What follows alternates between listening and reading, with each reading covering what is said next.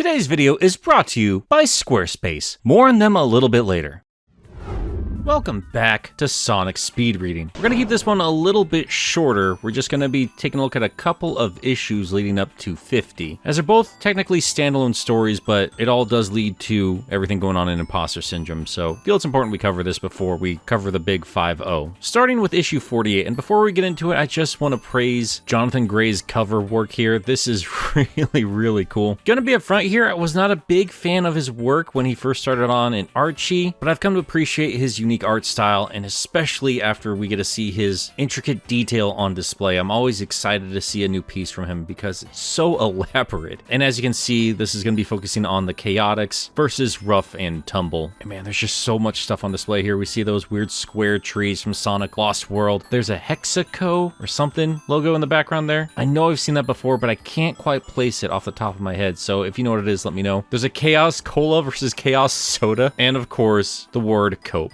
Fantastic. That's just a few things. There's a lot going on here. Beautiful artwork. Anyway, let's get going. This particular story starts off with Vector and Espio driving up to the radio station KTBR of Sunset City, which you might recall from the second IDW annual, and it's good to see the Rooster and Owl again. Vector and Espio are here to pick up Charmy, who has been hanging out with Knight during his shift on the air, helping the Owl pick songs and solve people's problems. But having stayed up all night, he immediately passes out in Vector's arms. Just adorable. I guess they had to leave him behind while they returned library books because Charmy has been banned for life. But they can't tell him because he'd be heartbroken. I'm telling you, there are a couple of great reptile daddies. But before they leave, Knight hands off a piece of paper telling Vector that he got quite a few calls from Central City and they might be interested in looking into it. We cut over to them in a traffic jam, and I haven't mentioned this yet, but I do love that they brought over Vector's personalized car from Team Sonic Racing. That's just adorable. I want a Chow Mom bumper sticker. Oh, that would sell like hotcakes. Why hasn't that been a thing yet? Espio's looking through the list that was handed off by Knight, which included power outages, traffic problems, and from everything he's reading, sounds like a bad thunderstorm, not a crime. Vector says they're still going to look into it anyway. Knight's given them good intel before, no reason to not trust him now, and perhaps unsurprisingly, Vector gets a bit impatient with the traffic jam, pulls off the side of the road, and has Charmy fly him and Espio over all the other cars in their Sonic Heroes formation. As they enter Central City, they're noticing a lot of crashed cars, and the civilians surrounding them are complaining about a lot of flickering traffic lights and other sort of electrical issues that's causing all kinds of chaos. And I'm not going to list everything here, but Twitter is still having fun with this, I'm noticing, but there are a lot of goofy little cameos and Easter eggs in the designs of all the denizens of Central City. The trio try to ask around for any sort of clues until a crazy old purple thing says he knows who done did it. Saw him coming out of the sewer. It was a Central City mutant monster crocodile. And I love that he is screaming that to a crocodile. It's not much to go off of, but hey, at least they have something. So they're going to inspect the sewer. And as they get down there, they're noticing some promising clues. A lot of slashes in the wires along the walls. And they notice a silhouette carrying a box. Did they just land into a Ninja Turtles training session? They chase the mysterious figure around a corner and into a dark hallway, where they're greeted by a nasty smell. One so powerful they actually have to make a retreat and end up back out in the main sewer hallway. I don't actually know what you call that. While they didn't catch up to the mystery figure, they did notice that it dropped a box. They empty out the contents and it looks like it's full of scrap metal. Not entirely sure what that's all about, but they do find a clue on the box itself, a label for Central Shipping Yard. So that's where they head to next. And while the shipping yard is empty, they notice that same stink from the sewer, and they follow it over to an abandoned warehouse. Espio can hear voices on the other side of the wall, so he goes into stealth mode to go check it out. He overhears our mystery characters, who turn out to be, not a big shock, Rough and Tumble, as we saw on the cover, but what's more interesting is who they're talking to. Clutch the Opossum. Not too surprising that we're not seeing Rough and Tumble alongside Starline or Eggman after those partnerships went sour, and considering Clutch and his illegal bot trade, it's no wonder he's hired these two to help move cargo. SBO, but Clutch is not happy with them. He says that this is everything he could salvage from his home before his property was confiscated, so that lets us know what happened to him after everything that went down in the Chow Race storyline. And, as the Chaotix are going to find out as he's explaining this, he's also affected by all the electrical issues in Central City. He has no means to get his stuff out to his buyers, so he was relying on Rough and Tumble to get the job done, but they were spooked by a detective agency that wasn't even looking for them. While all that is being explained, SBO is leaning over the side of a railing, which makes a creak, not very ninja-like SBO, and it doesn't go unnoticed by Clutch, who raises his gun cane and shoots not at SBO, but over the top of him, letting loose a dust cloud which covers him, revealing the chameleon's location. SBO lets off a whistle, letting him know that he's in trouble, and the doors are burst down by Vector. And now we're in a fight between Rough and Tumble and the detective agency, and it is so much fun. But while everyone's distracted, Clutch tries to make his escape, but is met in the shadows with a kunai to his neck by SBO. Wanting to know if he didn't cause the trouble downtown, then who did? This brings the fight to an abrupt end as SBO shows Rough and Tumble that they have their boss hostage, revealing that these guys, while not doing anything good, are not their targets. They had nothing to do with the electrical power failure. And while this isn't super important to the plot of this particular issue, Clutch does go on to explain what had happened after his encounter with the heroes over at White Park, saying he had a comfy little thing going on there until he was interrupted, and he saw that as a wake-up call. That encounter with Amy and Rouge and Cream has inspired him to come out of retirement. But with that, Vector raises his fist and brings him crashing down onto the floor, where it breaks apart and all of Clutch's stuff goes falling into the sea below, rendering all of his inventory useless. But Clutch is now out of tricks, as it turns out he managed to steal a couple of smoke pellets off of SBO. Again, SBO, not doing a super great job at the ninja thing, are you? Clutch sets them off and disappears, with Rough and Tumble in tow. So, overall, the Chaotix didn't really get anywhere with their initial mystery of trying to find out what happened in Central City. And more unfortunately, they didn't even manage to grab Clutch, but they did manage to stop his trade in Central City, at least temporarily. What is more interesting from this issue is the announcement of Clutch returning to his life of crime, planning to rebuild his underground empire of illegal trade. I was kind of worried going into this issue that we would be spending a lot of time trying to watch these characters solve a mystery we already knew the answer to, because at the same time of this being released, we also had imposter syndrome happening, so we already knew the cause of everything going on here. Thankfully, the book took a different direction and instead focused on some characters that are long overdue for attention and spending some more time with the newer villains from the Sonic comic universe. This is only the second time we've seen Clutch, and it's good to see him getting some more use here, and I'm very intrigued to see what else he's going to do down the line. And of course, I'm glad to see that Rough and Tumble have some other use as well. Their entire purpose is being lackeys, so without a boss to, well, boss them around, there's not a lot they can do on their own. We have seen that happen before, not saying it's not possible, but they're at their best when they're playing Rocksteady and Bebop. So yeah, this was a fun issue. If you've not read it for yourself and you're a big fan of the Chaotix Detective Agency, I would recommend you go track this one down.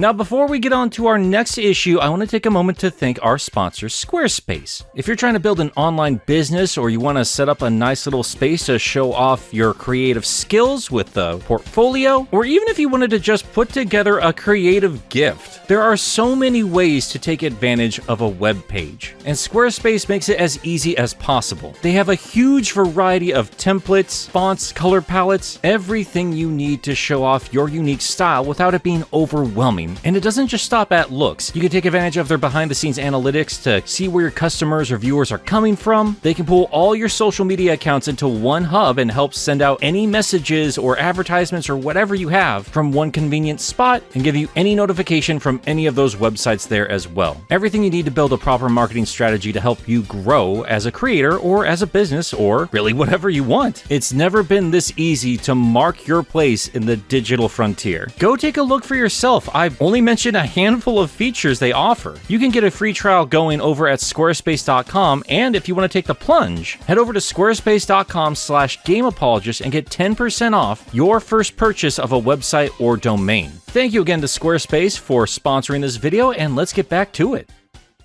This one starts off outside of one of Tails' workshops, with Belle and her new Motobug sidekick. But not only that, there are some other badniks surrounding her as well. What's basically happening here is they're trying to replicate the code found in the good guy Motobug. With Belle being a robot herself, she is trying to find some sort of freedom for all of these robots, seeing if there's something they could do outside of just serve Eggman. And they're going to test that by revealing Sonic to them. And it's a complete success. Sonic stands in front of a bunch of badniks and they could not care less. And man, they couldn't pick more adorable robots. These are fantastic. They're just dinking around doing their own thing, and more importantly, yes, this worked out exactly as planned. Tails is still a little concerned considering all the weird stuff that's been happening as of late, namely the forest fire and, well, Central City as we recently talked about. And Sonic says, hey, not to worry about it, let's go make some lunch. All in all, this has been a successful day. But later on, in the middle of the night, we see Sonic has passed out on the couch, but wakes up to a scraping sound. It looks like the little Motobug is trying to tear through the front door. Sonic wakes up a little perplexed, asking if he wants to get out, but as the Motobug is made aware of Sonic, he turns around and begins to attack. And I love how nonchalant Sonic is about this. I mean, it is just a Motobug to him, so all he's doing is just standing on the couch and just looking on perplexed. All the commotion does wake up Tails, who walks in the room looking confused as well. And as you can see in the background here, there are a lot of fun references to all kinds of pop culture on the walls here, which would make sense. Tails has to be a nerd. And as Badnik Mechanic has pointed out, there is even a reference to Fleetway Sonic, which I love. Maybe Sega is being less fearful about referencing other canons. Wouldn't that be a treat? But that is not the only concerning thing, as another crash happens and we see that Belle has the same purple glow as the Motobug, saying that she has to get out. She too makes her way over to the door. Tails runs over to her and notices the glow in their eyes, saying that they're both under a control signal like what they were testing beforehand. He tries to tell her to fight it, and she raises her hand to attack, which Sonic is quick to block. And this is fun because we see a fight actually break out between Belle and Sonic. Tails runs off to see if he can override the control signal, while Sonic keeps her distracted. But with Sonic going easy on them, they are starting to get the upper hand as they start pulling out knives to try and pin him down. Thankfully, Tails jumps back into the fray with one of his Zeddy Zappers. Glad to see that get some more use. If you don't remember, Tails had created these to override the control commands of the Zeddy so they couldn't overrun any sort of machinery they used. Thankfully, it has the same effect on Belle as she returns back to normal. She tells him that that was a beacon. Badniks, all of them, have been called in. Eggman is summoning an army, and she is quite pissed. Unfortunately, they're not sure where the signal is quite coming from as it's already fading from her memory, but they do still have the Motobug, so they decide to let it loose and follow it. Along the way, they come across some farmers who are freaked out by all the badniks on the road. Sonic is quick to pull them out of the situation and tell them, just stay out of their way and they won't bug you. They continue to follow the rest of the badniks, and even with Sonic in tow, they don't seem to care. They have one mission, and that is to get to Eggman's new city base. But they still want to save their little Motobug, who I guess they call Motobud, which is adorable. Unfortunately, Tails only had the one Zeddy Zapper, and he can't exactly take that off Belle because that would make her vulnerable again. But they have to do something before their little buddy ends up in the city, and who knows what could happen from there. Belle says that she's been studying the inner workings of badniks, so she thinks she can be of some kind of help, so they pin down their little Motobug and begin to get to work rewiring him. Unfortunately, that seems to catch the attention of all the surrounding badniks. Sonic and Tails fight them off while Belle gets to work, and while they don't reprogram him, they at least manage to shut him down for the time being. And with Motobud offline, the badniks go back to their core mission of getting to the city. But Belle is still looking over the downed Motobud and pulls out a scrap of paper. Turns out this is a letter from Mr. Tinker, saying that to whoever finds this letter, it is for his daughter, Belle. He says that though I am captive, I do not ask for rescue. It's too late for that. This is a confession to ease an old man's conscience. He goes on to say that he lived a good life, bringing joy to those around me, watching Belle become the wonderful woman she is, and says that Starline told him that Tinker used to be Dr. Eggman, and says that he cannot deny the logic of that evidence. Tinker says he is not Dr. Eggman, but if he ever loses himself to that nightmare, he is truly sorry, ending by saying that he loves Belle and always will. So yeah, even though I've heard Flynn say a few times now that Tinker was never meant to be this big deal, they do still keep bringing him back. But this does bring some sense of closure to Bell, and it does confirm for what a lot of people were saying, that this Motobud was indeed the one that Tinker was working on when he was captured by Starline. I had completely forgotten about that until somebody pointed it out on one of my earlier videos, because I thought it was super weird that this random Motobug was just nice for no reason. So yeah, it's cool to see all these little pieces connect together like this. But yeah, I do think that this issue kind of serves as a final goodbye to the Tinker idea. That yes, he is truly gone, he is not coming back, but as Sonic says himself, those memories will always matter, and they will live on through her, and they must keep moving forward together. And with that, Bell gets back up, ready to face Eggman for everything he has done. And she and Tails grab onto Sonic, and they launch off towards the command tower and Eggman's new city base. And that is where 49 ends.